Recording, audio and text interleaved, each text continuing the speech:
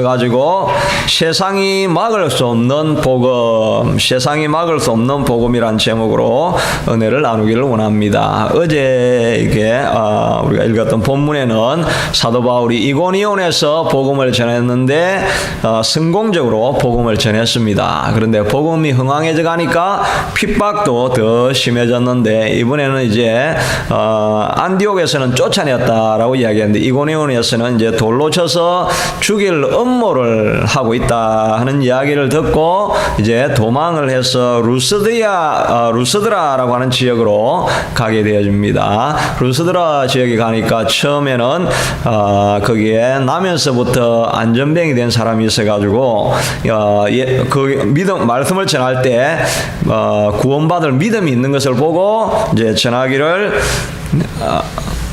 예수 이름으로 일어나 걸어라 라고 하니까 그 안전뱅이가 일어나서 걷게 되어집니다. 그렇게 하니까 그 지역에는 그런 기적을 처음 보니까 자기들이 믿고 있던 그 제우스 신하고 헤르메스라고 하는 신을 이 땅에 내려왔는가 보다 이렇게 해서 이제 그를 섬기려고 정말 소를 가지고 오고 화환을 가져와 가지고 신으로 섬기려고 하는 것입니다. 그렇게 하니까 사도 바울이 바로 옷을 찢으면서 이런 가당치 않은 일이다. 우리도 너와 같은 성정이 같은 사람인데 오직 이를 가능하게 하신 이는 천지를 창조하신 하나님이다 라고 이렇게 복음을 전하는 일이 나왔습니다. 그러니까 능력이 나타나고 영광이 나타났죠. 바로 이 점에 이제 오늘 읽은 본문에 보니까 그 영광과 함께 핍박이 이제 더 심하게 일어나는데 저 멀리 비시디아 안디옥에 있던 유대인들하고 그 다음에 이고니온에 있던 이 유대인들이 다 같이 와가지고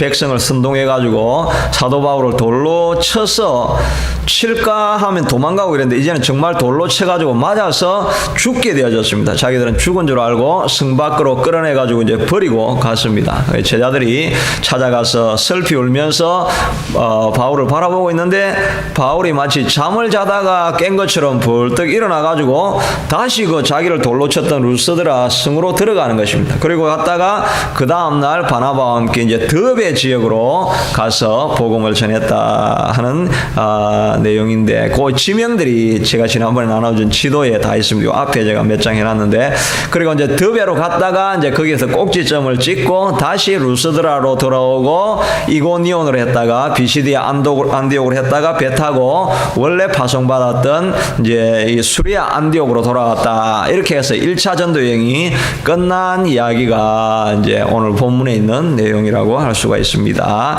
이 전도하는 사건을 통해서 우리가 배울 수 있는 것이 무엇이냐 하니까 사단은 우리를 시험할 때 핍박과 함께 영광으로도 우리를 시험한다 하는 것입니다. 오늘 이렇게 읽었던 본문에도 보니까 이 안전뱅이를 이렇게 오늘 읽었던 본문 앞에 있는 안전뱅이를 이렇게 세우니까 사람들이 이게 우리 제우스와 같은 신이다라고 이렇게 영광을 보여주면서 우리를 시험하게 된다 하는 것입니다. 그때 사도 바울이 바로 옷을 찢으면서 이건 내가 한 것이 아니라 하나님이 한 것이다 이렇게 해야 된다는 것입니다. 그런데 우리도 잘못하면 영광이 나타나면 늘 말로는 하나님이 다 하셨습니다. 하나님이 하셨습니다. 이렇게 하면서 자기 마음 가운데서는 그래도 내가 노력한 것이 있으니까 이렇게 되지라고 하면서 자기가 쌓은 공적을 1%라도 남기게 된다는 것입니다. 이때 우리가 시험에 들게 되고 어려움이 찾아오게 된다 하는 것입니다. 우리 사단이 이제 우화죠. 우화에 보면 사단이 그리스도인들을 핍박하기 위해서 이렇게 전략 회의를 하는데 이제 젊은 사단은 어떻게 이 그리스도인이 불어나는 것을 막을까 하니까 더 많은 핍박을 해야 됩니다. 이렇게 하니까 이 나이든 경험 있는 사단이 말하기를 핍박을 하면 더 불어날 수밖에 없다. 오히려 그들에게 형통을 주고 성공을 주어야 이 교회의 세력이 약화되어질 것이다. 이렇게 전략 회의를 했다는 것입니다. 것입니다. 그런데 실제로 우리가 일어나는 상황을 보면 이제 후자 이 사단이 하는 전략이 아마 맞아지고 있다 이렇게 할 수가 있겠죠. 중국에서는 1949년도에 이제 공산화가 되어졌는데 그때 교인들이 몇 명이었느냐 하니까 433만 명이었다고 합니다. 그리고 나서 이제 60년 지나가지고 2010년도에 아시아 하비스트 리포트라는 데 보면은 2010년에 중국의 교인 인구가 1억 350만 명, 23배가 늘어났다고 하는 것입니다. 공산당이 끊임없이 핍박을 하는데 23배로 430만에서 1억 350만으로까지 이렇게 크게 성장을 하게 되어졌다 하는 것입니다. 그런데 형통하게 되어질 때 오히려 교세가 떨어지게 되죠. 우리 한국도 핍박을 많이 당하는 80년대까지는 교인들이 많이 늘어나다가 이제 교회가 점점 재물이 있고 또 권세가 있어지고 이렇게 하니까 교세가 점점 약화되어진다 하는 이런 우려를 우리가 많이 듣게 되어지는 것입니다. 초대교회사를 바라봐도 초대교회 때 313년에 로마 국교가 되기 전까지 핍박을 많이 당할 때는 그 카타콤에 들어가서 기독교인이 기하급수적으로 늘어나게 되어졌는데 국가교회가 되어지고 교황이 권세를 가지게 되고 황제를 이기는 세력까지 이렇게 중세의 권력을 다 장악하게 되니까 교회가 하나도 없어졌습니다. 가톨릭이 있었지만 그건 교회가 아니고 진짜 예수 믿는 사람들은 이제 숨어가지고 아니면 산골로 들어가고 있는 수도원 이걸 통해 가지고 이제 기독교의 명맥이 유지되어지다가 나중에 종교개혁 때 이 세력에 의해 가지고 이제 개신교가 이제 나중에 시작되어지게 되는 거죠. 영광이 있을 때 오히려 우리 신앙이 약화되어질 수 있다 하는 것입니다. 그러니까 하나님께서 우리가 형통을 주십시오, 성공을 주십시오 라고 할 때 하나님이 왜 잘 허락을 하지 않겠습니까? 이 검증이 되어지지 않으면 형통하게 하면 반드시 신앙이 떨어지는 것이 거의 10중 8구인 것을 하나님이 다 경험을 해왔기 때문에 보통 우리가 고생하지 않고는 형통을 잘 허락해 주지 않는다는 것입니다. 고난 없이 형통을 받으면 거의 교회를 이제 등한히 하는 경우들이 많이 있다는 것입니다. 교회가 잘 성장하지 않고 이렇게 되어 있는 것도 목사가 정말 이렇게 피를 뿌리고 정말 있는 힘을 다해서 오직 하나님만 찾는 이 훈련이 되기 전까지는 함부로 교회를 부흥하겠다가는 이제 목회자가 타락하는 일들도 있겠죠. 우리의 삶들도 마찬가지인 거예요. 여러분의 기도가 잘 응답이 되어지지 않는 것은 그만큼 훈련되어질 때까지를 하나님께서 기다리는 경우가 많이 있다는 것입니다. 그러므로 우리가 더 하나님 앞에 말씀 가운데 굳건하게 붙어있는 연습을 먼저 해야 한다 하는 것입니다. 둘째는 신앙도 끈기 있게 끝까지 버티는 신앙을 우리가 유지해야 된다는 것입니다. 왜냐하면 사단도 우리를 공격할 때 끈기 있게 공격을 하기 때문이라 하는 것입니다. 이 비시디아 안디옥에서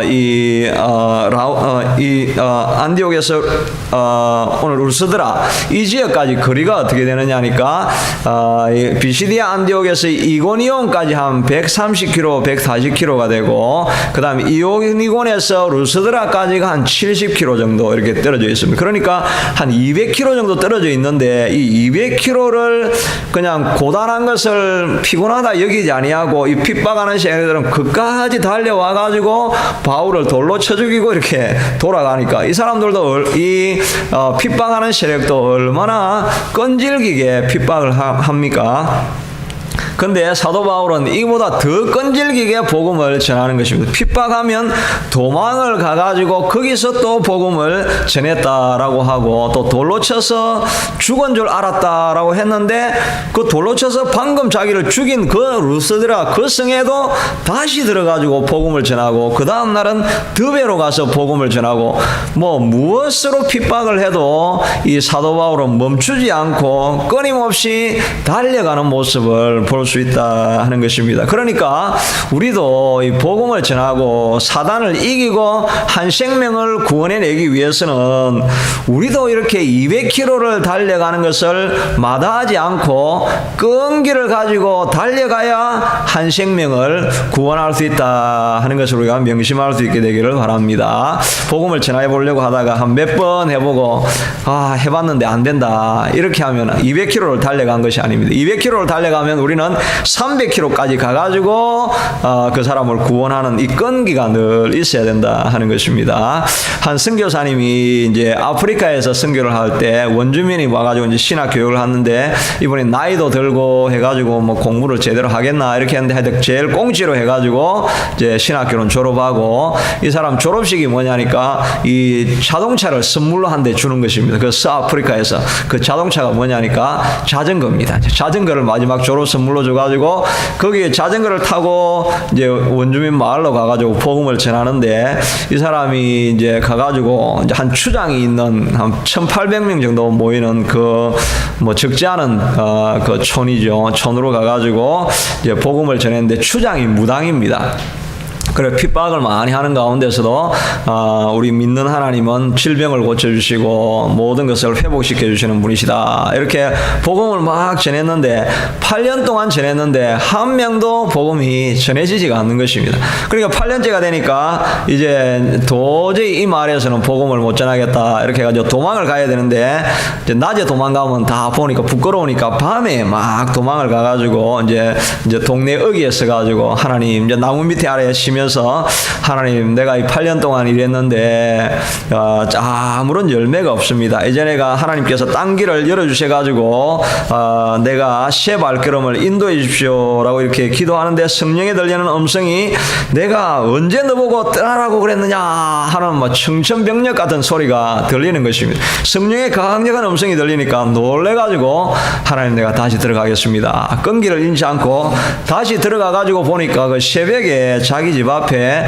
그 거적더기 같은 것이 이렇게 떡 놓여 있는데 그 안에 보니까 추장 아들이 있는데 이 뭐 열이 너무 나가지고 눈이 막 돌아가 있는 것입니다. 다 죽으려고 하니까 그 원주민 추장이 와가지고 네가 믿는 하나님이 모든 질병을 고치는 전능하신 하나님이라고 하지 않았느냐?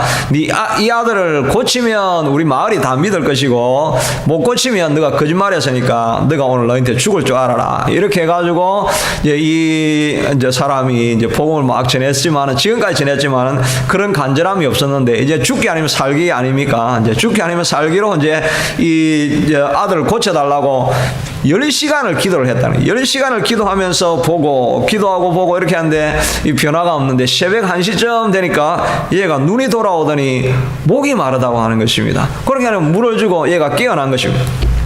그러니까 이 아들이 살았는데 그걸 보고 그 추장이 너가 믿는 하나님은 진짜 살아있는 하나님이다 라고 했는데 추장이 믿으니까 그 마을에 1,400명이 하루 만에 돌아온 일이 있더라 하는 것입니다. 우리도 이게 복음을 전하고 기도하다가 보면 8년쯤 하면 우리가 다 지치겠죠. 그때 하나님 이제 내가 못하겠습니다 이렇게 하면 안 되는 거예요. 하나님이 그만두라 할 때까지는 우리가 해야 되는 것입니다. 하나님이 내가 언제 너보고 그만두라고 했느냐 이렇게 만약에 딴 데로 가라 이렇게 옮기라고 하면은 그때 하나님이 하시는 말씀이면 가야 되지만은 하나님 명령하기 전까지는 우리가 멈추지 않고 끝까지 달려가야 된다는 것입니다. 8년이 지나도 우리가 복음을 계속해서 전해야 끝까지 사단의 끈기보다 더 이기게 될 때 우리가 복음의 열매를 거두게 된다 하는 것입니다. 이 사도 바울이 어떻게 이렇게 그 죽음의 고비까지 다 지나가면서도 끝까지 멈추지 않고 계속 달려갈 수 있었느냐 하면은 이건 인간의 힘으로 안 되는 것입니다. 하나님이 반드시 도우셔야 되는 것입니다. 그래서 고린도후서 1장 5절에 보니까 그리스도의 고난이 우리에게 넘친 것 같이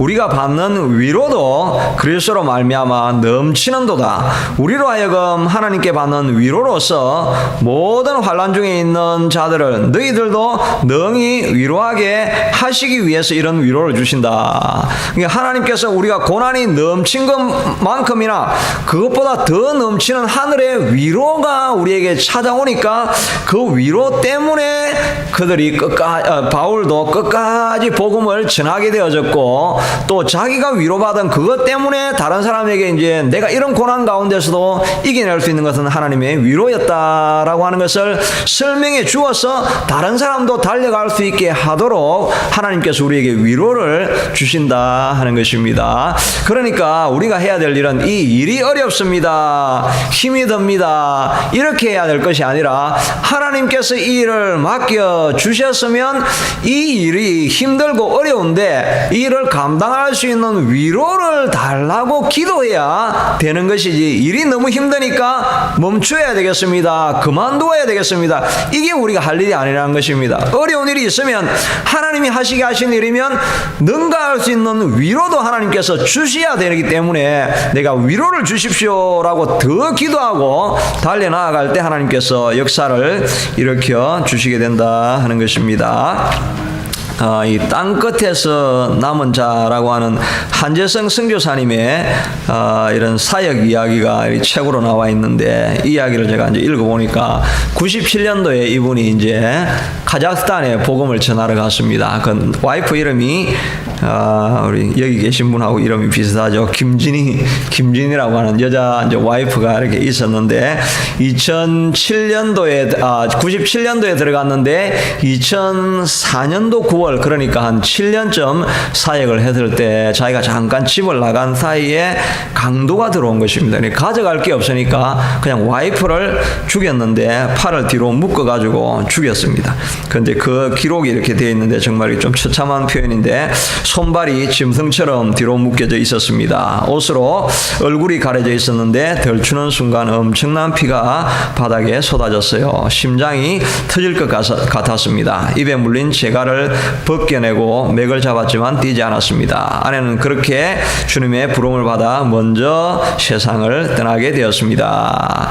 보통 이런 일이 일어나면은 정말 우리가 원망하고 불평하는 마음이 생기겠지요. 한 것이 카자흐스탄 와가지고 젊은 생애를 다 바쳐가지고 복음 전가한 것밖에 없는데 하나님 돌아오는 보상이 이겁니까? 이렇게 하면서 울며아마 통곡하고 정말 하나님에 대해서 이제 상심하고 이런 마음도 있었을 것입니다. 그런데 이분은 그 자리를 떠나지 아니하고 복음을 더 전할 수 있게 되어졌습니다. 왜냐하면 하늘에 위로가 있었기 때문인 것입니다. 하늘에서 자기가 통곡을 하고 있을 때 하나님께서 들려오는 음성이, 사랑하는 아들아, 내가 내 아내를 받았느니라. 사랑하는 아들아, 내가 내 아내를 받았느니라. 이 확신의 말씀이 들려지니까 아내가 처참하게 죽었지만 하늘에 천국에 더 좋은 곳이 하나님께서 부르셨다라고 하는 이 확신이 있으니까 원수같이 여기지 않는 거죠. 천국에 더 좋은 곳이 올라갔다는 이 확신, 그 기쁨이 더 크니까 고통보다 더 큰 위로와 확신이 있으니까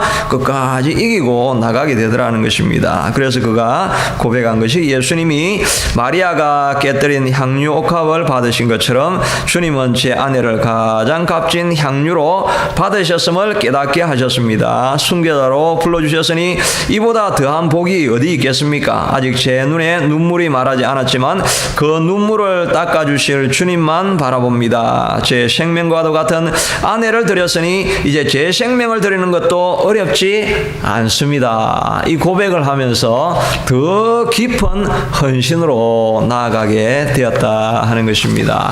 우리에게 고난이 있으면 하나님이 더 큰 위로가 있다는 것도 믿으시기를 바랍니다. 고난이 있기 때문에 멈추어야 되겠다 생각하지 말고, 하나님 이 고난이 있지만 하나님 이 고난을 넘어갈 수 있는 더 큰 위로를 우리에게 부어주시옵소서라고 기도하면 어떤 고난도 감당할 용기와 힘과 위로를 하나님께서 우리에게 부어주시게 될 것입니다. 우리가 우리 교회를 생각하면서 하나님 우리 교회에도 이 큰 위로를 부어주셔서 어떤 큰 문제라도 이기고 넘어갈 수 있는 능력 있는 교회로 사용해달라고 우리가 기도해야 되겠죠. 이 시간 우리 같이 한번 기도할 때, 하나님 복음을 전가하려고 하면 끊임없이 찾아오는 핍박도 있고 또 교만으로 찾아오는 유혹도 있습니다. 이 모든 것들 가운데 하나님 우리가 겸손한 마음 잊지 않게 되도록 도와주시고, 환난이 찾아오고 고난이 찾아올 때는 멈추지 않게 하나님 도와주시고, 그것보다 더 큰 위로를 하나님 우리에게 허락해 주시옵소서. 우리 교회에 그런 역사가 성령의 충만한 위로가 넘치게 하여 주옵소서. 기도하겠습니다. 고마우신 아버지 하나님, 특별히 아버지 하나님의 우리를 이 새벽에 불러주셔서 기도하게 하시고, 특별히 우리를 불러주셔서 이 새벽에 하나님의 음성을 듣고 간구하게 하시는 것 감사합니다. 요한 사도 바울도 아버지는 복음을 전하려고 하니까 하나님 끊임없는 핍박이 몰려옵니다. 요한은 복음을 전가하려고 하니까 끊임없는 아버지 하나님이여 핍박과 돌로 침과 아버지 하나님이여 주님 매맞음과 어려움들이 찾아오게 됩니다. 그러나 사도 바울이 하나님이여 주님 멈추지 않았습니다. 계속해서 달려가고 아버지 하나님이여 돌로 치면 맞고 다시 일어나서 복음을 전가하고 다시 일어나서 복음을 증거했던 것을 보게 됩니다. 여호와 아버지는 때로는 우리도 포기하고 싶을 때가 있습니다. 아무런 결과가 나타나지 않아서 하나님 이까지입니다. 더 이상 우리가 할 수 없습니다.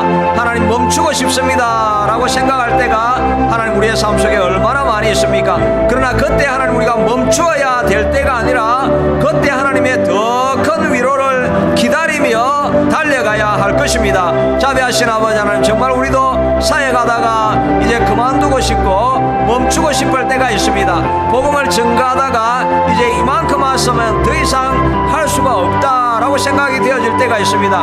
그때가 하나님이여 멈추어야 될 때가 아니라 하늘의 능력을 구하고 하늘의 위로를 구하고 하늘의 소망을 구하고 하늘의 권능을 구할 때인 것을 아버지 하나님 우리가 잊지 않게 도와주시옵소서. 어떤 일을 감당하든지 하나님이여 핍박이 찾아오고 어려움이 찾아온다 할지라도 하나님 멈추지 않고 계속해서 달려갈 수 있는 믿음과 힘과 하나님의 소망을 우리에게 더욱더 허락하여 주시기를 주님 간절히 원하고 소원합니다. 때로는 아버지 하나님 우리가 하나님의 일을 이루었다고 해서 교만한 마음이 우리에게 찾아올 때도 있습니다. 그때 겸손한 마음으로 여호와 아버지 하나님이여 주님, 우리가 하나님 앞에 모든 영광을 돌려드리며 하나님 함께만 높여드릴 수 있게 축복해 주시기를 간절히 원하고 소원합니다. 자비하신 아버지 하나님이여 주님 도와주셔서 여호와 아버지 우리가 겸손한 마음도 가질 수 있게 하시고, 아버지 하나님 환난 염려 풍파 아버지 하나님이여 주님 모든 폭풍 가운데서도 아버지 하나님이여 주님을 신뢰하는 것을 잊지 아니하고